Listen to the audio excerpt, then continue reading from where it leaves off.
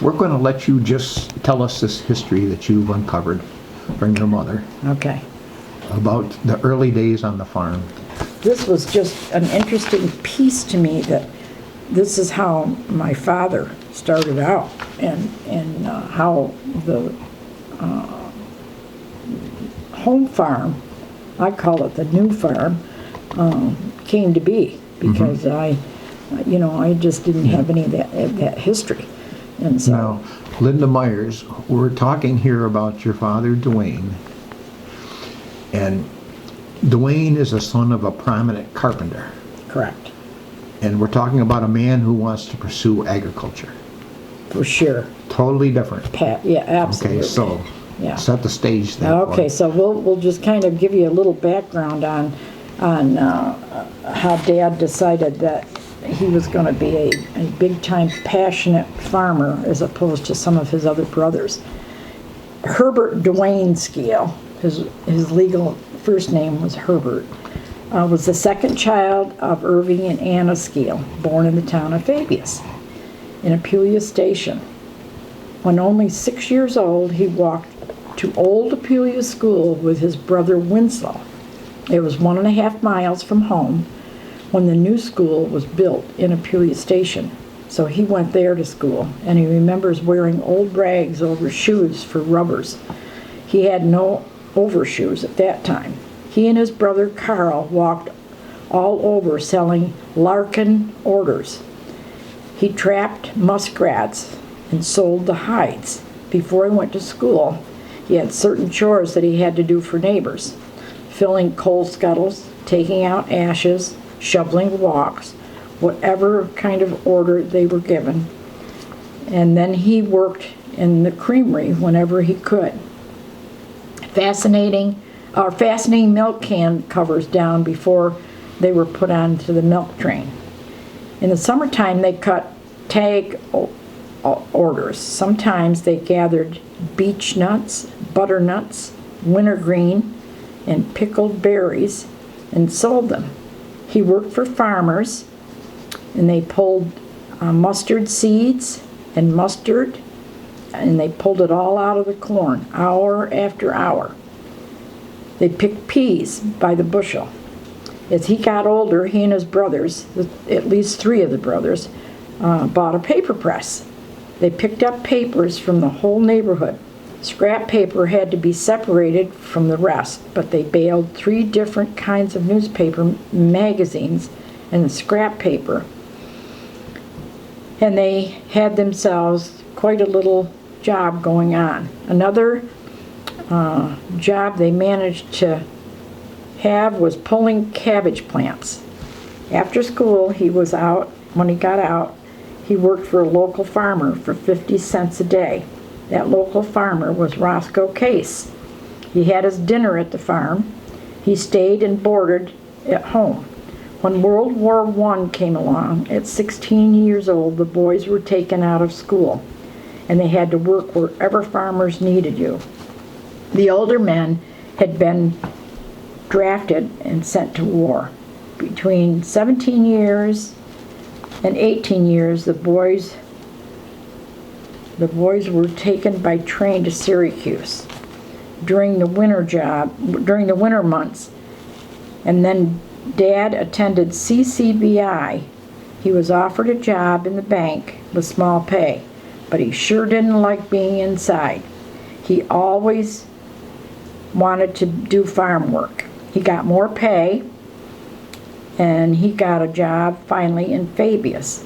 They called him Dolly Dimples because of a large dimple in his chin. He worked by the year, and he got $25 a month. Where you had to work harder, it was a dairy farm, and the hours were longer, but he liked it a whole lot more, and he wanted to work there.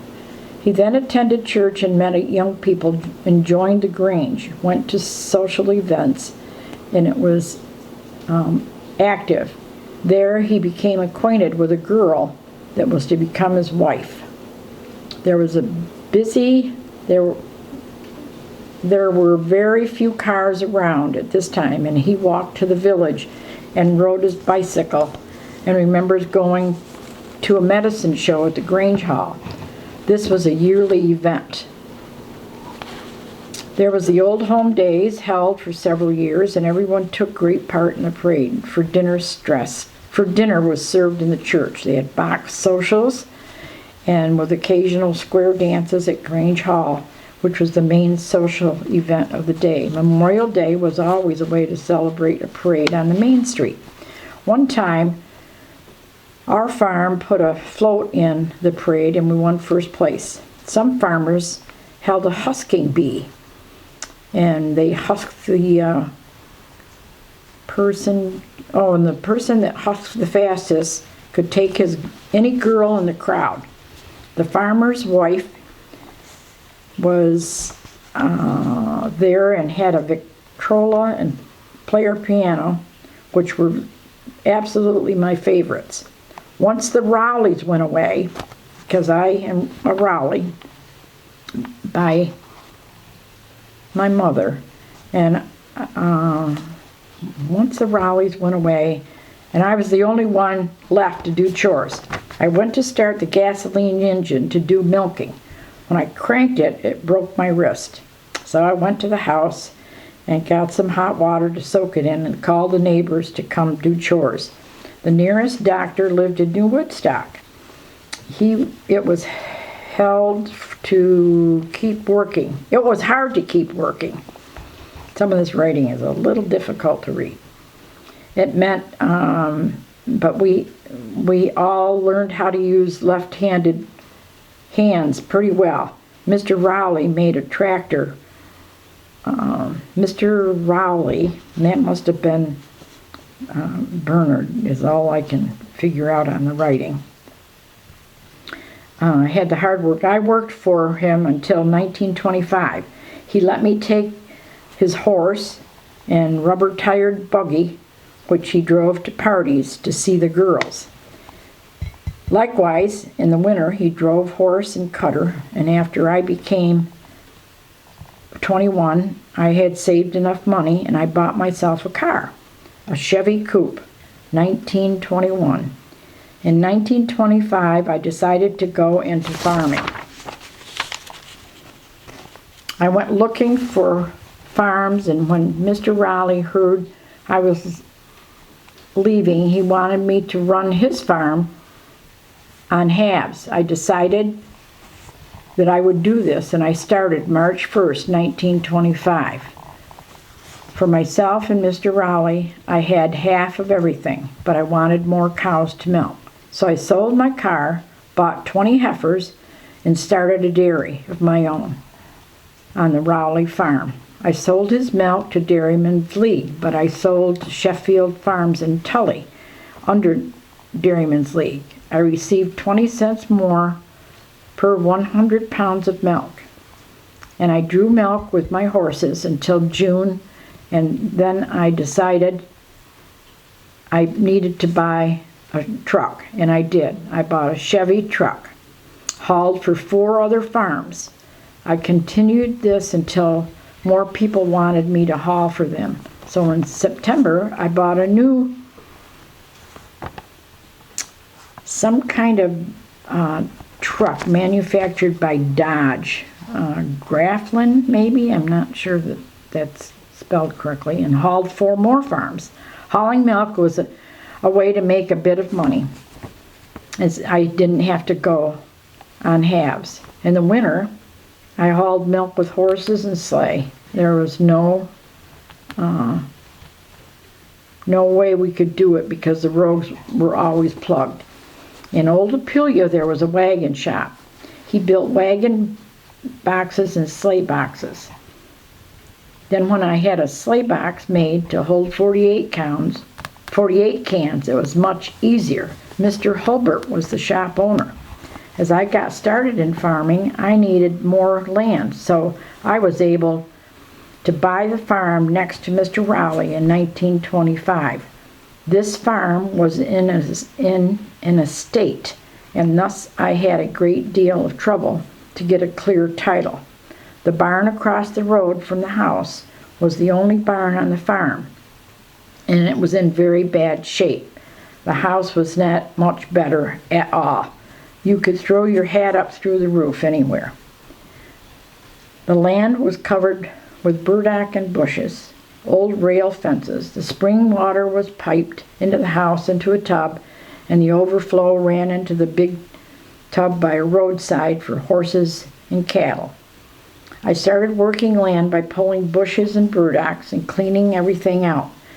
The highway from the house to the Cleveland Corners on Route 80 was abandoned, and a private road was made across the lot. At Cleveland Corners there was Cleveland Inn, and across the road was a church. This was later moved to Fabius Village and is now used as the Grange Hall. On opposite side there was post office and blacksmith shops. Some of the heirs, when we were buying the farm, didn't think we could get a clear title. Letty Rowley was the owner and lived in Cortland. In order to get the clear title, Mrs. Rowley gave us old deeds, and I took them to the courthouse, and I finally was issued a clear title. Then I met a girl at church, and our friendship grew. Very strong, I might add, and in 1926 I gave her a diamond. I traded my car in for a Dodge, a Grand, G-R-A-H-A, Graham, I guess it is, for a Graham Dodge truck and hauled milk. H.D. Skeele, and once I parked the truck on the driveway, my girlfriend came home with me. In later years, I met a man and hauled, I'm very confused about this little part. I met a man and had the truck always parked there, so many times he thought that was a Skeele farm. I kept increasing the dairy, and I finally now have 60 cows. Electricity came to the Fabius Village in 1924, but we didn't get it here on the farms until 1941. I was out of hay in 1925 in April and no ensilage, and I had to buy hay and draw it everywhere I could possibly go with loose hay. I sold my car and bought 20 more heifers. I had horses to feed on top of that. Brother Robert was in school in Fabius, and he came to help, and Robert and I kept house alone until the spring where I was married. They moved, so then once I was married, they moved to Syracuse. So my wife Edna could attend normal school. Robert went to my sister Edna could attend normal school. That's why we moved to Syracuse. My brother Robert went to Syracuse University. This was in July. My dad used a bedroom south for a shop until he got something fixed. He came back and helped fix up the old red barn. New walls, stanchions, and he lived with us during the week. I improved the farm and started clearing the land and got more hay so I wouldn't have to buy as much. I did it myself, filled the barn, and never did buy hay ever again. Likewise, I planted more corn and had more ensilage, and I started to grow peas, cabbage, and potatoes as a cash crop, 8 acres of each. This was when the maple syrup started, and we got into it big time. We made as much as 500 gallons. Once the milk market sent back all the warm milk, the only very way I could save any of us was to separate it and make butter. My mother came and helped. I put in many long hours, but I still found time to go see my girl. I didn't mind the long hours as I wanted to make a home for her. I took up rail fences both sides of the road with lots of stones, and I dug and buried all of them. I cleaned and cleared up the stone piles and did some tilling. All this to improve the farm. April 15th, 1927, I got married to Edna May Abbott. Stayed in Homer that night. We went to Washington, D.C. on the train for our honeymoon. We were married in the Methodist Church at 8 o'clock in the evening under a white arch, which was made by my father. White fence on either side, too. Church ladies served refreshments downstairs and made paper lilies for the arch. Our wedding trip was a tour conducted by the Tuttle Service. They had 7-passenger Cadillac cars that took us on tours each day, all toward the government. We went towards the government buildings, but most enjoyable was the trip to Mount Vernon and the boat ride. Never saw anything like it in my life. We had dinner and dancing on a boat in the Potomac River. On our train trip home, we went to New York City and stayed overnight and attended Roxy's Theater, which just opened. Breakfast in Hoboken. Headed for Apulia Station. This train didn't usually stop unless there was a passenger that had to get off. Everyone in Apulia was watching to see who was coming and getting off the train. We were some surprised to step into 4 inches of snow. This would be about May 25th. We stayed overnight with the Rowleys, Bernard and Grace, used their car and went to Syracuse, had pictures taken the next day. Back to the farm. Randall Glasgow and Robert Skeele took care of the farm and did a great job while we were gone. Bob Skeele and Sister Edna had to go to school, so Duane's parents moved to Syracuse. Robert came back on weekends to help at the farm. Someplace I belonged to MYF and became a counselor. When grain came in bulk on the train, it had to be bagged into 100-pound bags. We certainly had help with this. The feed was then taken by wagons to the store and on to Fabius to the mill. Supplies for the store came by train, mostly in wooden boxes. All this had to be moved from the train. Chaffee store machine had to be turned to some kind of, you did coffee by hand, and the mail came by the train, had to be taken to the post office then. Incoming mail had to be taken there. The outgoing mail, sometimes there were several train passengers that came through. You never knew what would come off of the train. There was a milk train, a passenger train, a coal train, a refrigerator train. It was a very, very busy place. The DL&W was the largest produce train shipping station on the railroad. There were 4 large cabbage houses, and A.M. Mitchell was called the Cabbage King. Large storage for all grades of coal, too. We helped draw the gravel from the Fabius gravel bed to make cement for the building. Mitchell had a beautiful office. Hotel, Red Onion, a livery, chair factory, blacksmith shop, 2 stores, school, a very busy place. Let's see, there was even a Thomas Hayrack building in Apulia Station. Old Apulia was 1 mile east of Apulia Station, and there was a store, a school, a post office, and a church, and a wagon shop. All children east of the railroad had to attend school in Old Apulia. This school had large enrollments. 3 teachers, 1 year older, from 1 year older boys who gave teachers a bit of trouble, causing teachers to resign.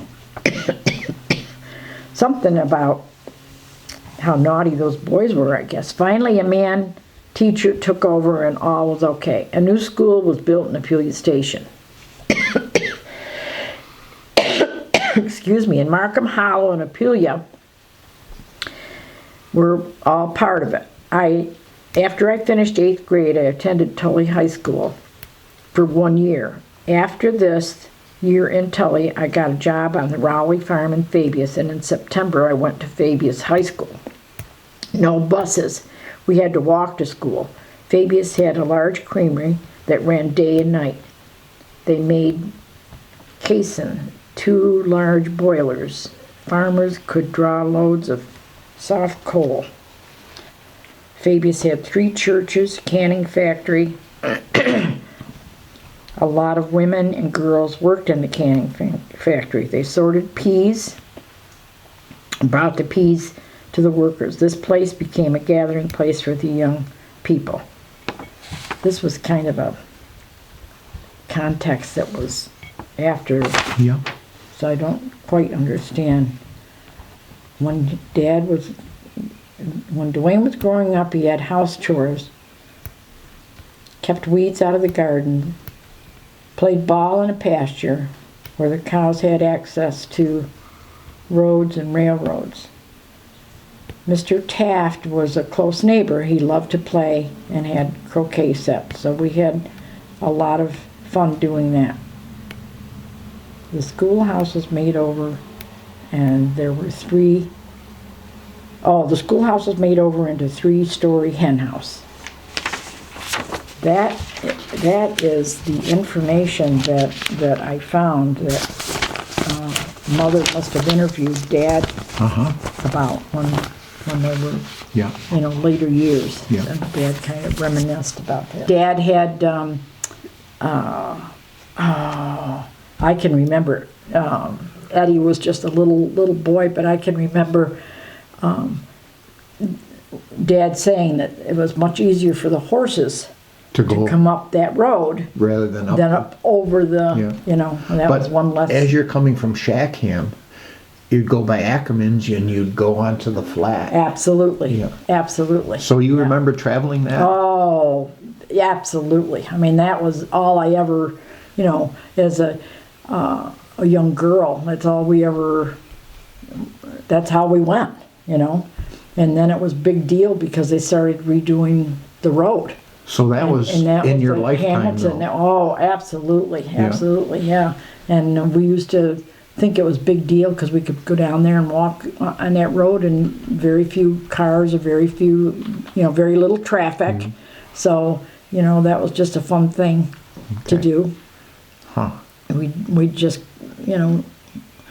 where if we were going down Rowley Road today to Route 80, there was no Route 80. So you just kept walking down to the Now, flat. Duane describes Cleveland Corners like there was actually something there. Oh, absolutely. So where would Cleveland Corners have been? Is that the intersection of the... Yep. Do you ever remember where Andy Washburn lived in that little shack? No. Well, you know where John Ackerman's house is? Yeah. Well, there was a shack. Okay. We called it the shack. Yeah. And that's where Andy lived for years. So was that where the Cleveland Corners and that's actually... that whole area right there was Cleveland Corners. So church. Cleveland Corners wasn't necessarily up on Route 80. It was kind of down a little bit. Because there wasn't a Route 80, So but it was right. Okay, so it's like its own little village or its own the little old junction. Route 80 would have been back that old road that went around the hillsides. Okay. Yep. That's and before they called it Seneca, or before they called it the Turnpike. Okay. The Hamilton Turnpike. Okay. And so, but it always went around and hooked right up by the Goodrich Road and came back around. It was just much easier for cattle and horses and. So Bernard Rowley wasn't living in the house that you were born No. in. Okay. Which is, That was Duane and Enda's yeah. home at that time. And what I don't know is who was there before. Who lived in that house? Well, Bernard was there Well, yeah. for a while. But and his father before that. Okay, so it was his father. Yeah. All right, so that was my question. And what was his father's first name? Because I can look it up, but I don't know if they were the first people to live in that Raleigh farm. We have a Harris diary of 1876 where they're building the barn. Okay. The Raleigh barn. The Rowley barn that we see the pictures of. Yes, but that, No longer exists. Right. That was being built in 1876 okay, and for the that, Harris family. okay, so the Harris family had somebody else building that. Yeah. Yeah, okay, all right. And they were So, talking, and we always wondered, who in the world built that barn, so it kind of pieces it together. Now, we haven't verified that the Harrises were on that at that time, and any of our local sources can't tell us about the Harrises other than Lyme Harris and Yeah, Bailey yeah, Farm and yeah, all that. okay, So okay. we need to do a little history on that. Okay. But they talk about how they're building the barn and the progress and everything. okay, so then that makes more sense to Yeah. me, because, all right, so, So, and, yeah. But that, had to have been where Mother and Dad, your father lived there by Lived. himself a number of years Yes. before he got to be, and then when he got married, that's Yeah. where he brought Mother. yeah. Yeah, I think that Dad was determined that he To was get going to established have an established place for Mother to be able to be his wife, and he had these absolute visions of running a farm, a beautiful farm, and having a home for her. And I think that was his vision, and he was going to make it come true. I mean, I think back to the house, and I think I just cannot believe that those Rowleys lived in there, and Lottie Paddock lived in there. I can remember Dad talking about how she stayed there for a period of time, and you just lived in meager means. I mean, there just wasn't the kind of things that you and I know about, Yeah. And I'm thinking, wow, I just don't, I guess you do what you need to do when you need to do it, and that was something that my father could see further ahead, and that's not, that wouldn't be me. I would see, are you kidding me? I don't think so, kind of thing. Now, did they ever talk about the condition of the house when they lived there? Was it, It was very cold, and they had an outhouse, so I mean, it wasn't, it certainly wasn't was not included, in yeah. great shape. by because your any- dad always showed interest in moving to the other house. Mm-hmm. And the other house wasn't in great shape. Oh, my, he I bought mean, the that, farm. I guess that was just like a joke and a half, and to think that he was willing to take it on. Yeah, And then when Grandpa said, well, we're building a barn first, I mean, that was the story of our lives for the rest. Everything about Yeah. the farm came first, Yeah. And then when Uncle Carl got to be a part of the building piece too, then things changed. it up on was the hill. kind of amazing in the diaries. Your grandfather and Duane were working on a barn design and talking about not the details but the design. And that was like 18 months. And then Duane has changed. He's got a different plan. He's got some. Must have been the big arch, Oh, yeah. Yeah. Because Irving had always built the Sure, the other type like my bang. barn. Yeah, that was yeah. the standard. That's a barn. Yeah, That's what you need. yeah. Yeah. No, But Duane must have seen this. he probably did. He was a visionary kind of guy. He whether just, it was in literature or travels. it didn't matter. It was, but that's- he always could see that this is how it could really be, and Yeah. this is what I'm going to do to get there to make it work. And when they were building the milk house on the original barn, the beauty of that milk house Yeah. design was just to me. Just something real unusual that nobody else had. It matched you know. the curve Yeah. of the barns Yeah. and everything. Yeah. And Irving talks about that in the diaries. Okay. And how he was helping him put the roof Okay, on. And yeah. his legs weren't really mobile. And he was so sorry he couldn't do more, but he was involved in that. I just really think that there was always, I'm confused about whether Bernard Rowley's the farmhouse, was always two places, two houses. There was always, in my lifetime, somebody living on the other side. Okay.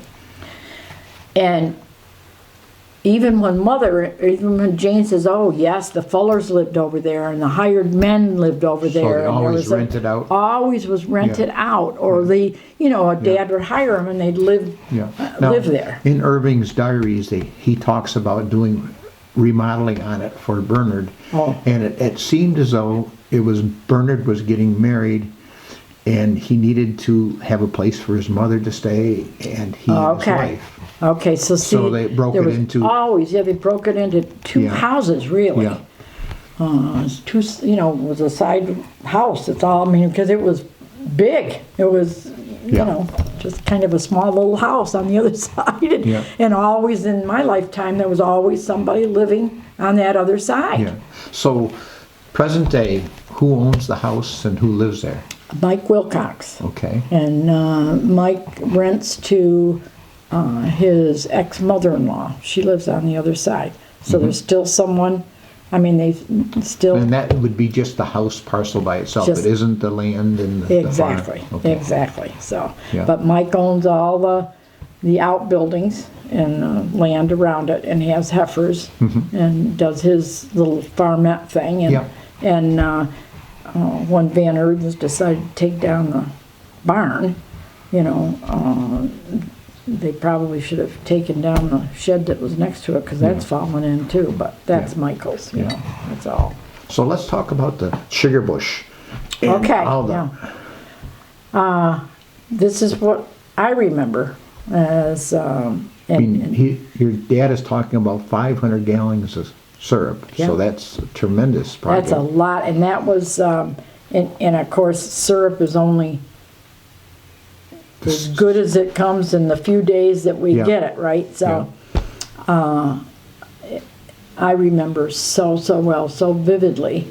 So even in your time, it was still operating. Oh, I emptied sap buckets off of trees into a sleigh with horses and a great big, huge, as big as this table. Would you actually have driven the horses yourself, or were you just labor? Nope, I was just labor. I Yeah. was just on it. Dad would drive the horses because the maple syrup grove was kind of behind the sugar shack and up on kind of a hillside a little bit. So it wasn't pipelines and all that. It was just buckets on plain trees. buckets on trees. And Roger and I would go sometimes together, but lots of times I would just go with Dad.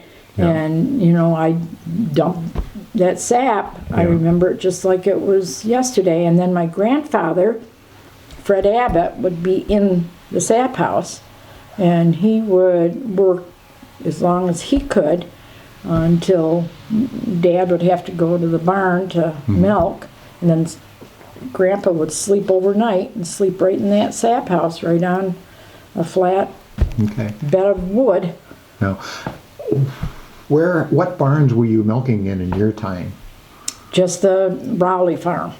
And then when I became a little bit older and they purchased the Jerome farm, then we, in the home farm, So you had the home farm, the Rowley farm, and the Jerome farm all operating at the same time. Same time. And I would get up with Dad at 4:30 before school and come to the Jerome farm and do all the chores before I went to school.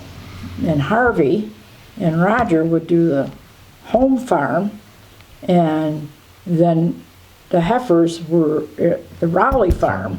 So you didn't have to milk there. Didn't have to milk there. Yeah. at least, you know, in my high school days. And or my meanwhile, younger- your dad was always trucking milk, Oh, I think, I mean, you know, besides doing all the milking and all the chores. I 24/7. He just worked, Yeah. and hauled for. I would ride that milk truck and go with him to pick up milk cans.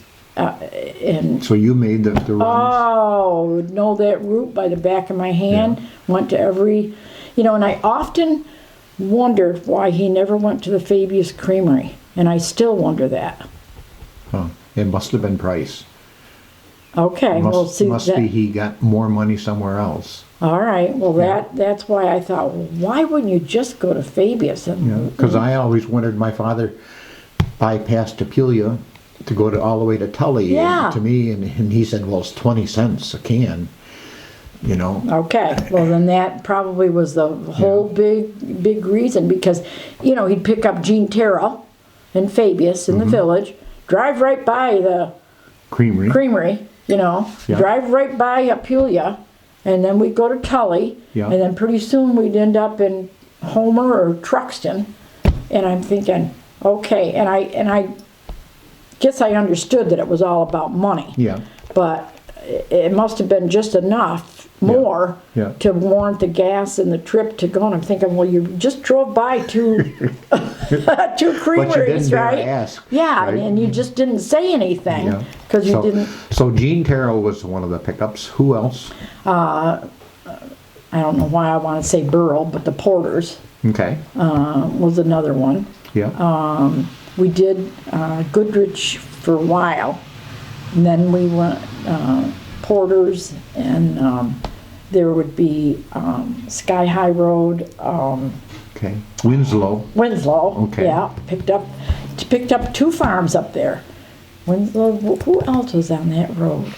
I mean, there might be only 3 or 4 cans, Yeah. but we picked them up, Yeah. and And we're talking about a milk can that's full of milk that's weighing 100 pounds. oh, no question So about it's- it. Oh, it's you quite a had to- job. oh, yeah, and you learned how to roll it, and then Dad would have a hook, you know, to help put it either on the. I never did the sleigh. Mm-hmm. Harvey did, but I always did the truck. Yeah. Always, you know, I didn't have anything to do with the horse and sleigh. But yeah, and just hundreds of those milk cans, and just stack them. I mean, you could just stack them on that rack, and yep, Dad would. And you remember them coming back all clean and hot and everything? Yeah, empty. Yeah, Yeah. yeah, and all to think of how you had to load and unload all the time, and you stopped at all those, and then we always stopped at Briggs's in Apulia Station. Get some candy? Got some shreds, which was back then. Yeah. It was a cereal, and it was in a bag. And if you got really lucky, you got some candy. And we always got the paper on a Sunday. You could get a paper there. So you or even whatever, had to so. truck your milk on the Sundays? Oh, no question Yeah. about it. Absolutely. Every day. Every day Yeah. that milk went to the plant. Yeah. And so it wasn't just Dad working, it was all the plant people working too. And Yeah. so you didn't hold it overnight. You couldn't, you didn't, the coolers in the barns didn't hold only just so many cans of milk. And if Yeah. you had a good year, Yeah. if you had milk cans that were full, you better find a place to cool them, you know. And that was another, I think about it, and it was just an amazing thing to me that they finally put the coolers down, built them down into a ditch kind of thing, where you could lift the cover and be easier, because before it would be up higher, and it was just hard. But that's not anything that I could ever do. You know, I did the milk, I did the surges and dumped the milk in the milk can, but I couldn't lift. I could roll them and get them to the milk house, but I couldn't put them in the cooler. Yeah. You know, so Now, when the fire took the Jerome farm, yes, 1954. now your cows had to come somewhere. Yep, the cows went. We drove the cows over to Whiteman's and Whitemans lived on the curve where now, my understanding is a professor from SU lives, and the Bazes used to Okay. live there. Yeah. And that's where Drexlers have their, and out back of that, the Drexler operation? yeah, they're next door to Yeah. it. And the Okay. barn where our cows were kept during the healing of the farm situation, were in the big barn that sat right there on 91. Yeah. And the Whitemans were wonderful neighbors and, Yeah. and helped us get through that crisis until we could bring the cattle back down to the farm. And that's when Dad and, that's when Harvey was just so passionate about farming and, Yeah. and helping find a place to bring these cows. And we were so blessed not to have lost Yeah. animals. And Yeah. that was huge, and that was a devastating blow, and we never rebuilt, and then Yeah. Dad bought the Drexler Springside farm, and so then we always ended up coming up this way anyway. Yeah.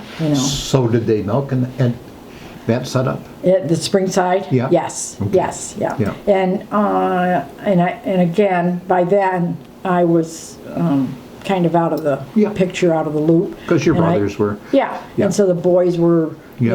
and Harvey really was the instrument to working with Dad Yeah. on that. And I don't know how many cows they Yeah. kept up there, but not a lot. I mean, it wasn't Yeah. big enough to keep more than probably 50, 60 head of cattle, But it was just one more farm, one more, Yeah. and Harvey saw the future, and, And then, of course, you got into the barn expansions at home, yes. Yes, So- and the add-ons, and then I'd like to have a date, because I don't have that, and I can't seem to, Eddie is not sure either, but when the Jones disease came through, and we lost, Yeah. I don't know, heads of, Yeah. 30, 40 head of cattle. Yeah. I mean, that really was the downfall Yeah. of the crush to try to get back on your feet, because Yeah. by now, financially, so much had changed Yeah. in the world that Yeah. it was just, and farmers were just not getting the money for the pounds of milk that they were making. Yeah. And that was hard. Yeah. And so we never got back really, I don't think Harvey ever really recovered very well from that. Yeah. In the meantime, they were building a shed, and kind of wished maybe he'd held off. But little did we know that we were going to go through That hard time period that. Right. Now, the Skeels, you didn't work any land north of the S curves here, right? No, not north of there. We owned the pasture north of where the little yellow house is at the end of the road. Yeah. All the way up in the woods up on top. And we owned the pastures where all these new houses are Popping up. popping up, and on Yeah. both sides of the road. Yeah. So that was very tillable land, plus the two sides of 91. So there was well over 1,000 acres of land, and at one point rented, but then Harvey ended up buying Yeah. the land. Yeah. Yeah. So Now, what about south of Route 80?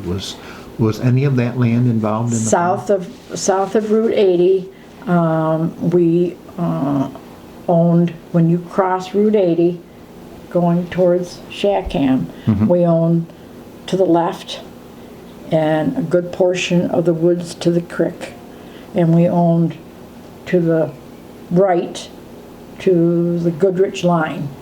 Okay. And so we had, and then Quite- Harvey made that one flat area tillable. I mean, Yeah. it's still not wonderful, And but you it's, erased the road? yeah.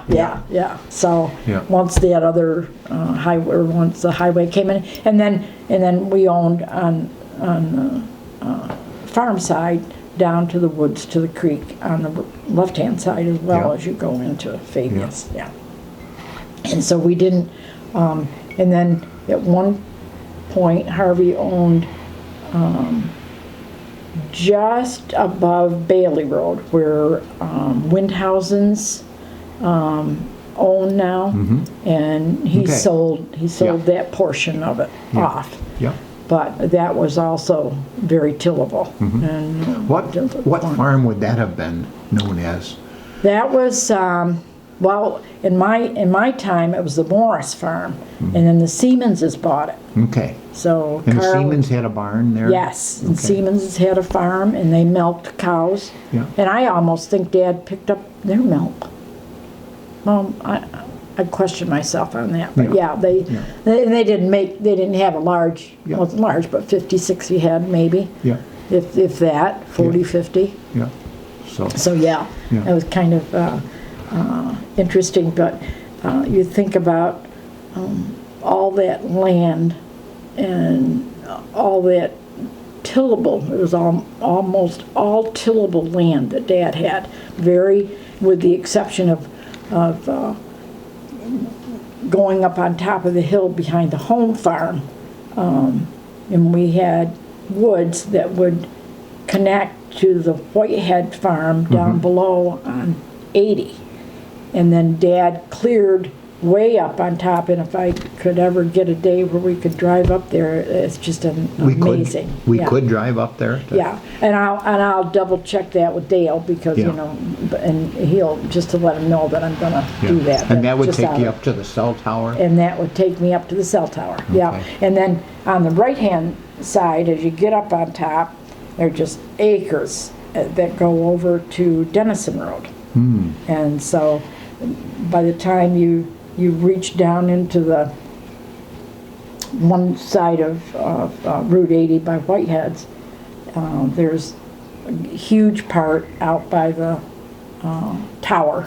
Okay. It's Now, the very Adsit tillable. farm would be around there somewhere too? The what farm now? Adsit? Yes. So they would have a So- small So piece? they had a small piece as well. Yes. That Okay. takes me back, yeah. Yeah. Yeah, for sure. But that, Yeah.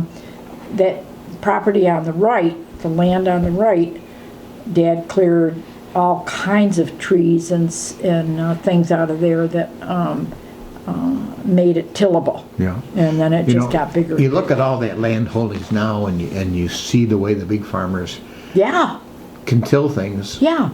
But your father back 50 years ago was doing that without any of those modern equipment. Not a thing, but hard work and hands, and I can remember. I can remember when he hired. We used to have to go up there and get the cows and bring them down in the pasture. But the name that I'm thinking of it's making me want to look at my little note here, because you probably know the name, and a lot of farm folks would, but Saunders, Bill Saunders, and that was a big deal for Dad to have to hire somebody to bring a bulldozer in, and we cleared up here on the Jerome Yeah. land and up on top of the hill, but in order for it to be tillable, he and Dad decided that they could really make a bigger amount of money if they planted 3 more acres on top of the 13 that was Yeah. crazy, you know. But yeah, and that's just how it worked. You know, before electricity came and refrigeration, every farmer had to cut ice. Yes. Now, did your dad ever say where he went to? No.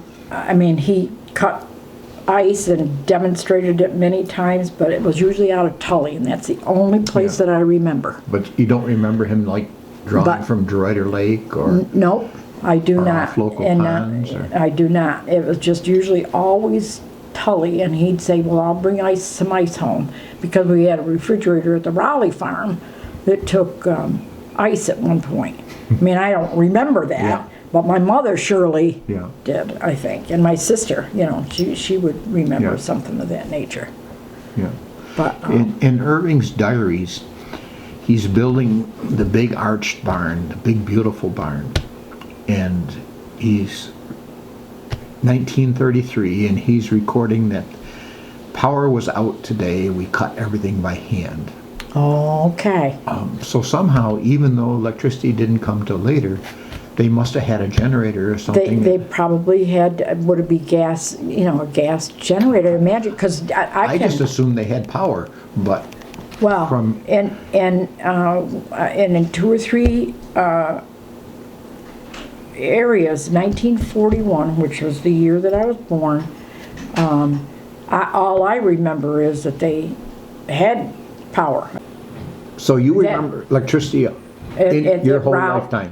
Yeah, I don't ever remember not Yeah. having. I remember the outhouse, and I remember The so- outhouse in house number 1, in house number 1. Okay. And so, but house number 2, oh, that was like You a had- magic. I mean, that was a flushable toilet.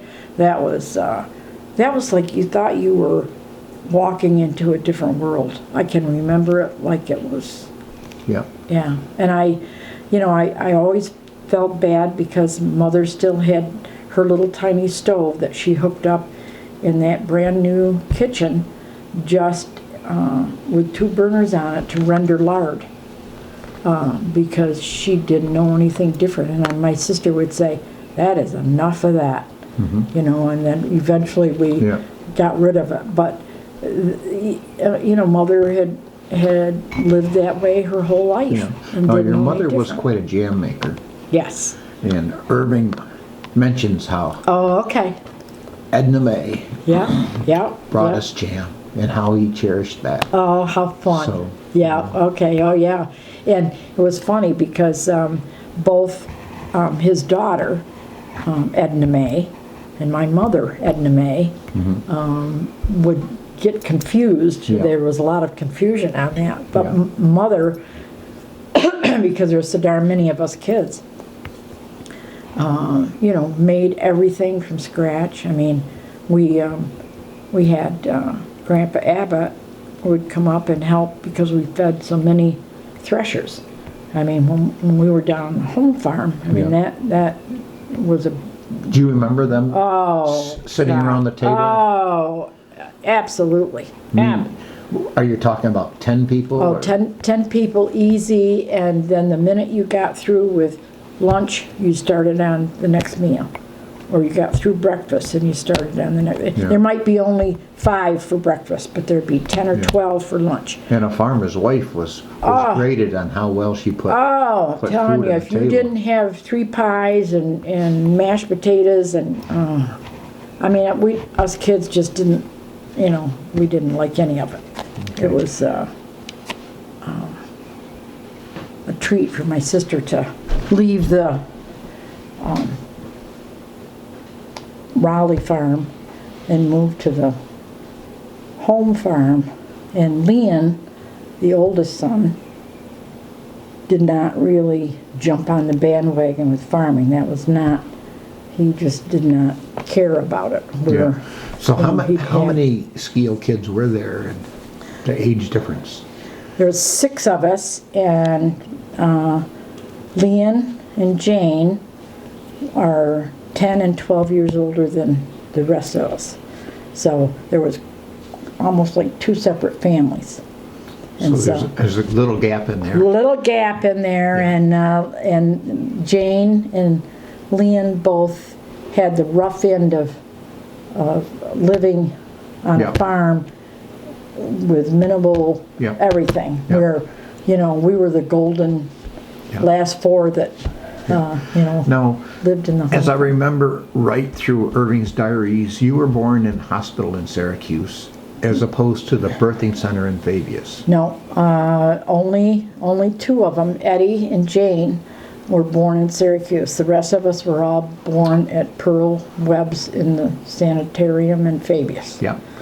And that was a real, real big deal back then, because you're born here, you're gonna die here. Yeah, Yeah. never left here, so. Yeah. just one of those things. Yeah.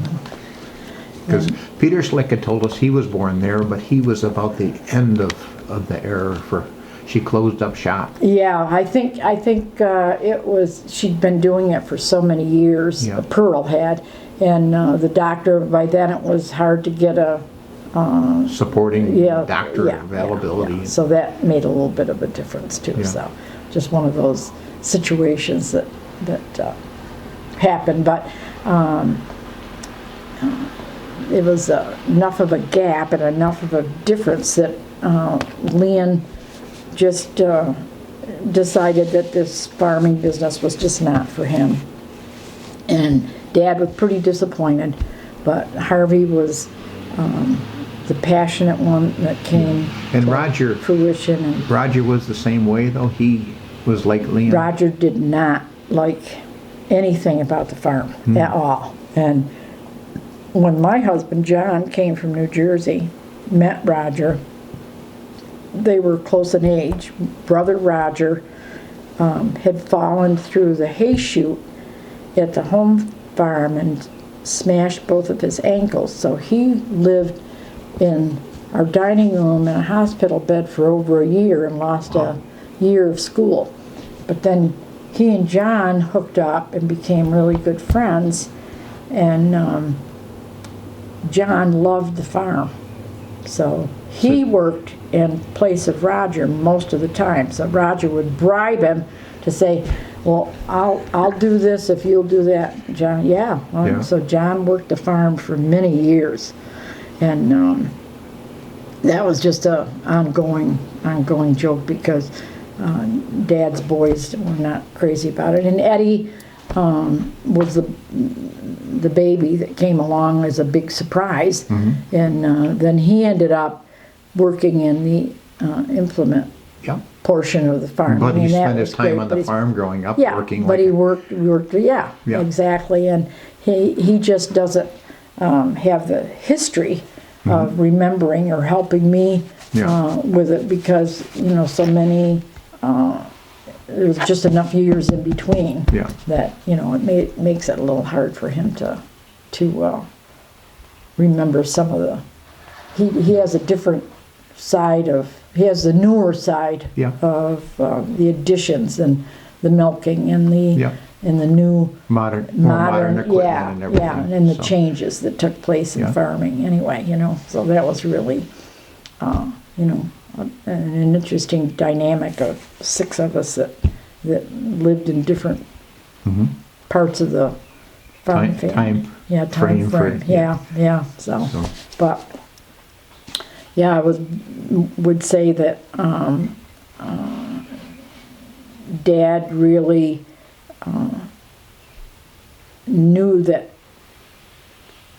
his brother Winslow, who was the colonel, was of a different breed and had no interest in farming, and he was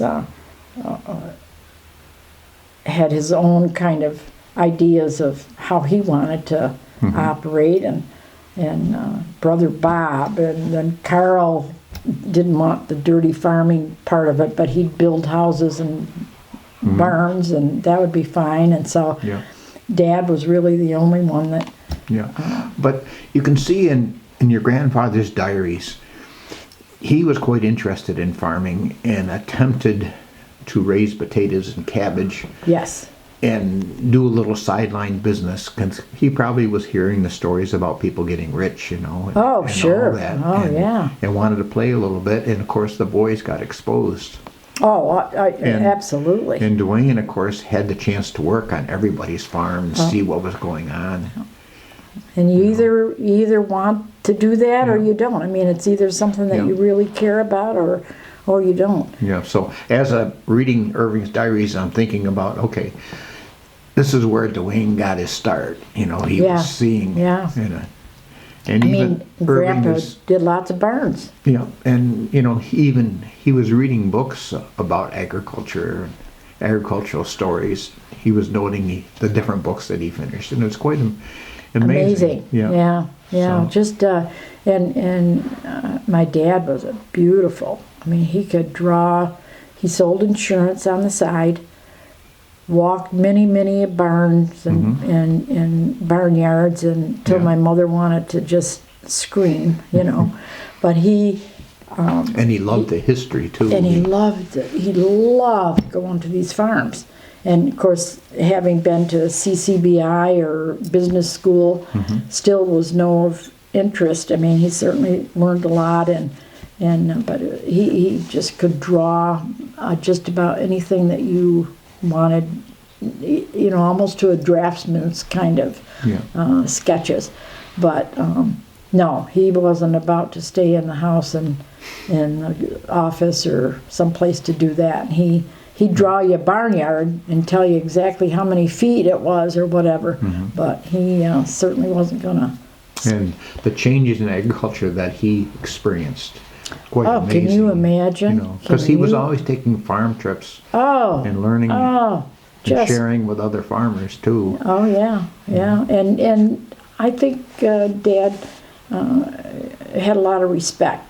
Many people respected who he was and how he operated, and in the fact that he kept his buildings up and you know, Because just really, as we tell people where we live and everything, and they're trying to find their bearings, we just say the Skeele farm, and it's kind of a landmark. yeah, well, and you know, that's pretty amazing. That's special in a lot of ways, because that was other farmers from other surrounding counties would say, oh my gosh, I've heard about them, I want to go see the farm, or I want to see pictures of it or whatever. So yeah, I think you're absolutely right.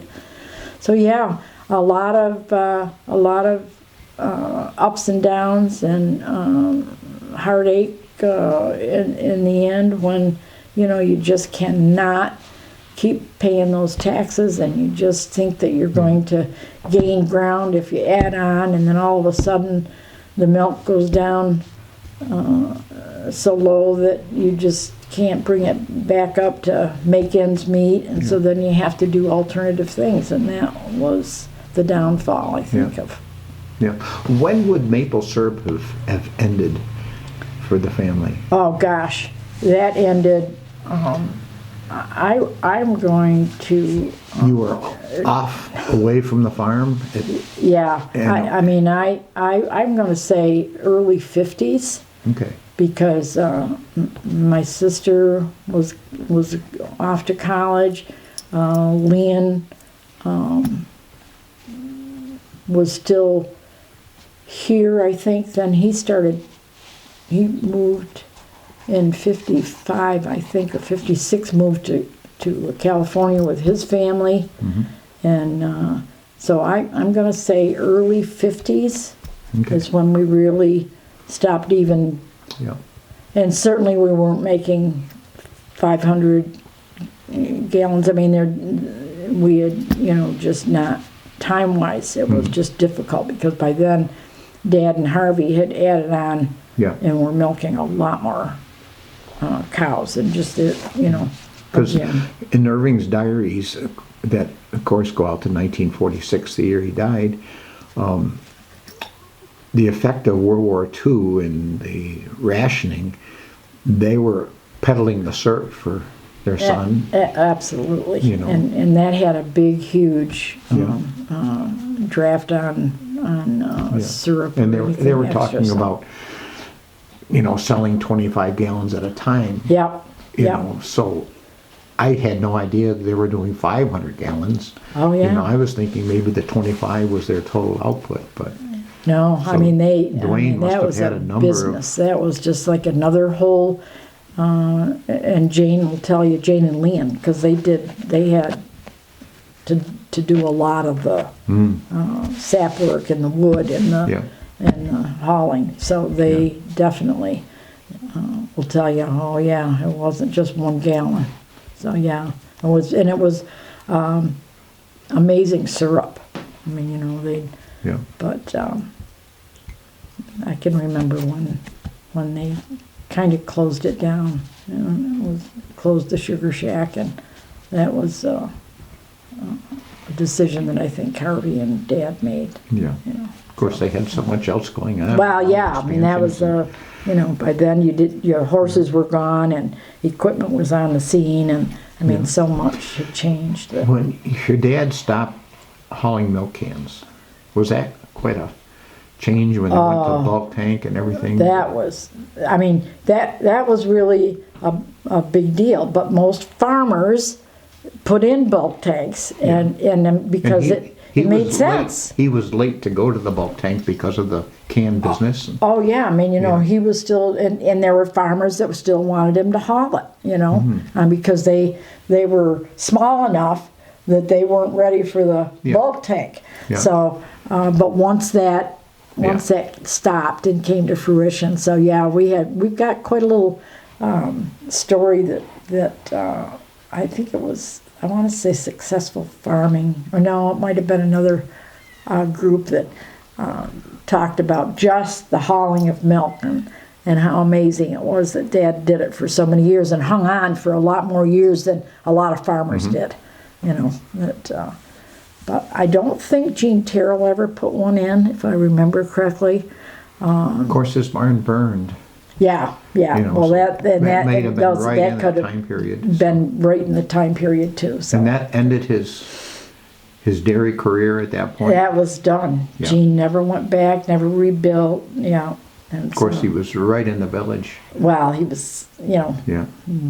sat right there on the corner. Yeah. You know, so it was unheard of, and in today's world, they probably would have a rule or regulation of some kind. Yeah, you're not gonna have that smell in the village, or you know, we don't allow that. So whatever. But yes, so those were some amazing years, and Dad was bound and determined that he was going to still raise those heifers and raise those calves until he just could not do it anymore. Yeah. You know, so we witnessed a long history Yeah. of Dad and the farm itself. Yeah, but if it weren't for Mother, I don't know what he would ever do, because she was like the soul to the whole backbone of the Yeah. So I part of the farm. remember the family dinner portrait we have. Oh yeah. You know. Oh yeah. where you guys I mean, are all sitting around. we you know, that was just all part of what we did. And interestingly enough, Sundays was really a pretty quiet time. I mean, if you did anything, you went for a ride or you went to a reunion. Invariably, if you went for a ride, the cows got out, so you had to come home. Yeah. Or the same with so it was a respect that Dad had, and I'm thinking that Grandpa and Grandma, you know, instilled that in those boys, because that was just something that you knew you'd do, was go to church on Sunday. And Grandpa on both sides. Exactly, Yeah. and that's So- just how it was back then, you know. And whole different story in today's world, you know. But we used to, you know, think that it was, gosh, can't we do this? Can't we do that? Well, not today. And then, you know, you couldn't buy gas, and there were no stores open back then, and so. it Now, was we just spent a lot quiet of time talking about the Skeele side, but we haven't talked much about the Abbott side. And your mom, she has quite a history, and the Abbott line has a long history. Sure do. Did she share with you growing up and being in Highland Park and before the days of Highland Park and coming off the mountain? And, Just in conversation, but never anything that I ever wrote down, which Yeah. breaks my heart. And that's, Yeah. my sister has said the same thing, and it was almost like, but she remembers being on the farm. oh, very much so. And my Aunt Myrnie and my Uncle Ralph, who taught up there and went to school up there, Okay. would talk about what it was like, you know, and they didn't know any different. And so, you know, Mother would often say that her sister Marion would be the impetus for staying positive because, gee, she and Ralph, or she would have a job, and Ralph would be so positive about everything that they. And Ralph was Edna's father. No, Ralph is her brother. Okay. Okay, so there were. I mean, why wouldn't things be positive up there other than the soil was terrible? Yeah. I and mean, they're you know, it just it isolated? wasn't any. It was But their family ran a dairy up there. had a barn, and ran a dairy. Yep. And they would have made cheese? And or, they made their own butter. Yeah, They made their own cheese. yeah. But they weren't But shipping they milk out weren't every... shipping, right? No, Okay. there was no shipping, and so now the Craws lived next door to them, and there were other No, the other Craws families, weren't but- relatives. They were just neighbors. No, they were relatives. Okay. Yeah, the Craws were very much a part of the Raleigh side Okay. of, or very much a part of the Abbott side, because Okay. Hiram Craw, and well, that's another. We're working on that whole.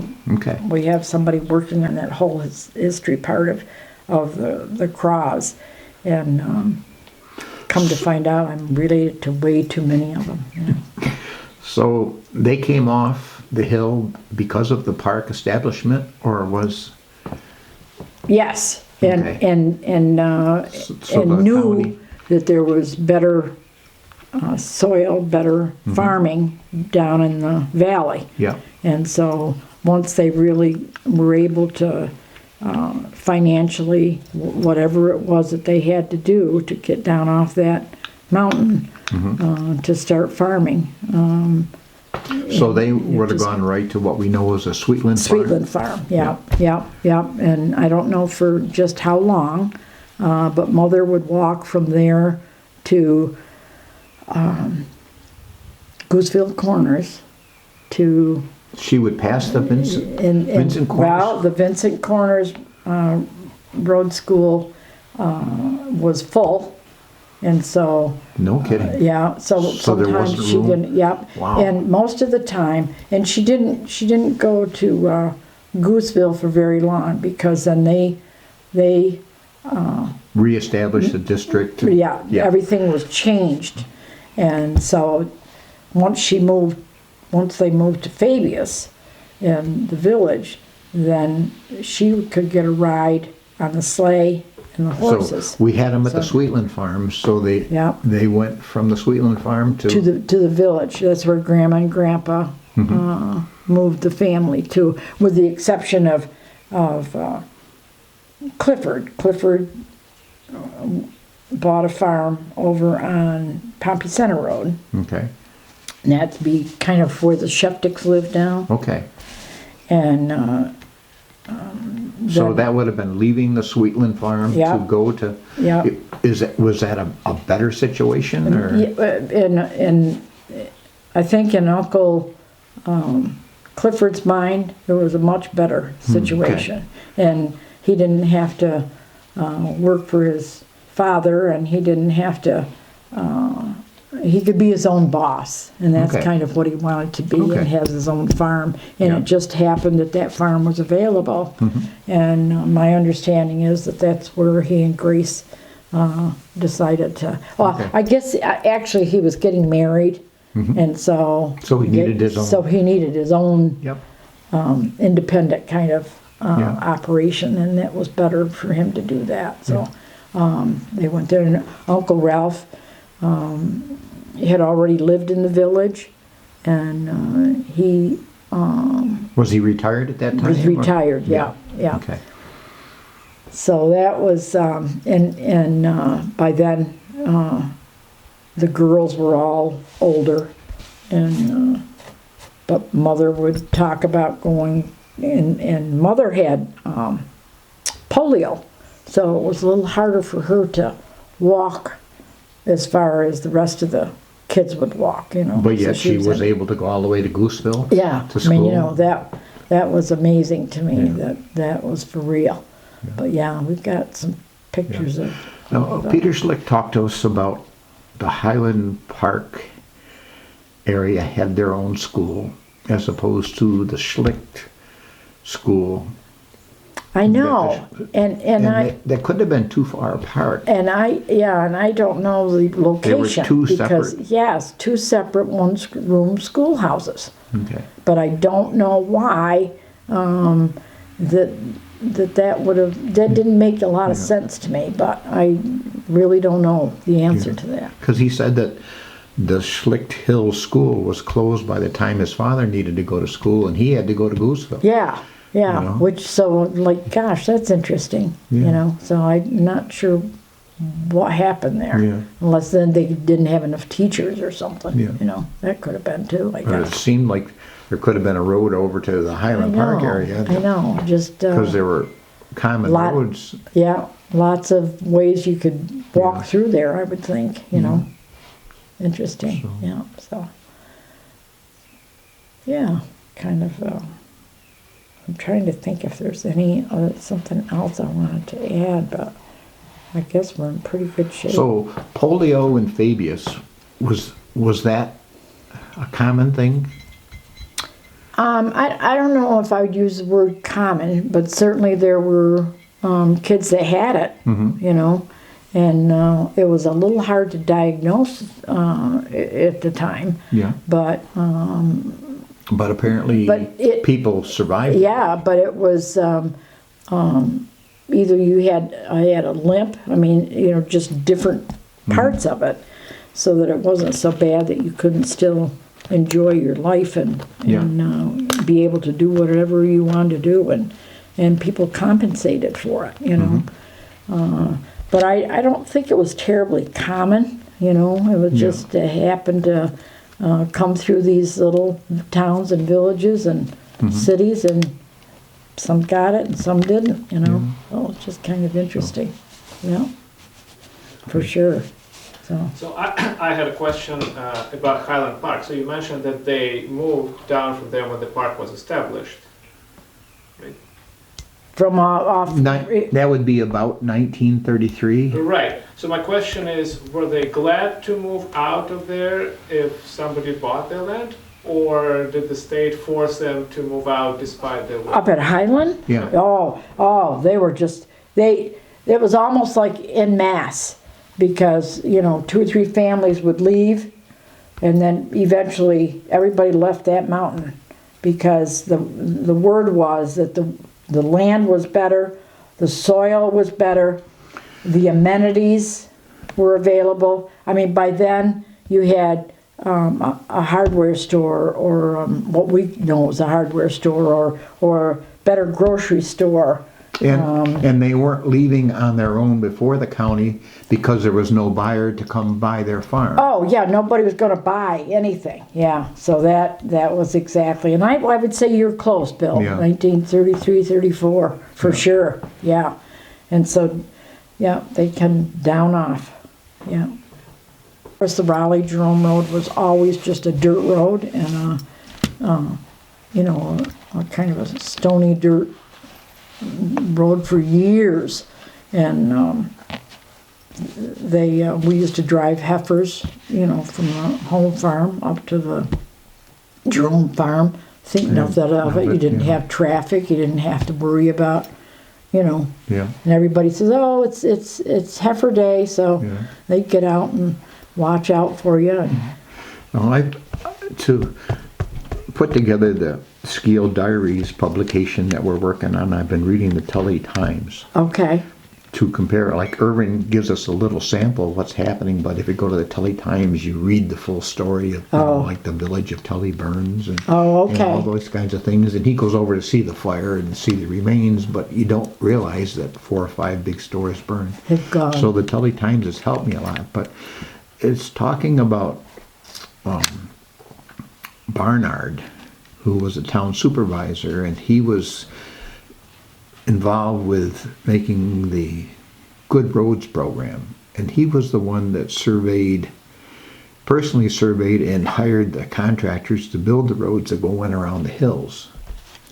Okay, well, that's And interesting. he was physically out there doing the surveying. Okay. Because he wasn't able to attend some of the meetings because he was surveying these so the contractor could come and actually build the roads. And they went around the hills. Yeah, that's interesting. Yeah. Okay, well, And then that all the makes dates sense. of that. I'll be You know, and darned. how great it was. The road to Fabius no longer had to pull the big hills. Yeah, yeah. Well, that makes sense. They were pretty smart back then. And when Risser was selling out, and they were auctioning off the land, and part of it that Mike Woodford bought, where his airplane strip was, Yeah. they advertised that at the auction that they could not get clear title because of the old roads that went through there. Oh, yeah. See. And they said they were selling it with limitation that you may not get a warranty deed on that. That's interesting. So that was some of the Barnard Oh, yeah. surveying that went through. Oh, that's And I don't know how Mike Woodford ever got it all. And maybe he didn't need bank loan to buy it. But well, that could be too. Yeah. But yeah, so it wasn't uncommon that they made these. That's got to be so cold. I don't know how you it's drink fine. it. It's just doing the job. If there Of course, were, we have the Glasgow family. yeah, And what about up the Dennison Road? Was there a farm? yep, and An active farm? yep, for sure. And Luttinger is all it's spitting out because she just died, and that's who owns it now. And I got to think who owned it and ran it. But that's something. Was it had to and- be a Dennison because of the name? Yeah. Oh, yeah. It was Rena, Rena and Harry Dennison, and we knew them very, very well. And they operated that farm. But I'm thinking of They who would have shipped before. milk and. Oh, yeah. Okay. Yeah. Now, yeah. what about on the Swift Road? Was there farms operating on that?